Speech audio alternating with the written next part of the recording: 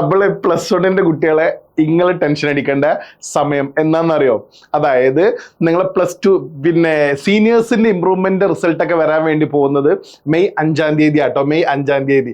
അപ്പൊ നിങ്ങൾ കരുതുണ്ടാവും സാറേ ഞങ്ങളുടെ റിസൾട്ട് എന്താന്ന്. ടെൻഷൻ അടിച്ച് പണ്ടാറങ്ങണ വിദ്യാർത്ഥികളെ ഒരു കാര്യം കേട്ടോളൂ.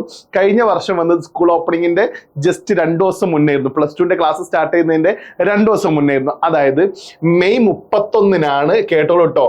മെയ് 31 ഇംപ്രൂവ്മെന്റ് റിസൾട്ട് നമ്മുടെ സീനിയേഴ്സിന്റെ വരുന്നത് എന്നാണ്? മെയ് 5-ാം തീയതിയാണ്. നിങ്ങളുടെ പബ്ലിക്കിന്റെ റിസൾട്ട് വരാൻ വേണ്ടി പോകുന്നു എന്നാണ് മെയ് 31. ടെൻഷൻ ആണോ? ടെൻഷൻ അടിക്കേണ്ടി വരുമോ? ഇല്ലല്ലോ. ഒരു ടെൻഷൻ അടിക്കണ്ട. വരുന്നോടത്ത് വെച്ച് കാണും. ബാക്കി നമ്മൾ ഇംപ്രൂവ്മെന്റിൽ പിടിക്കും. See you there. Bye bye.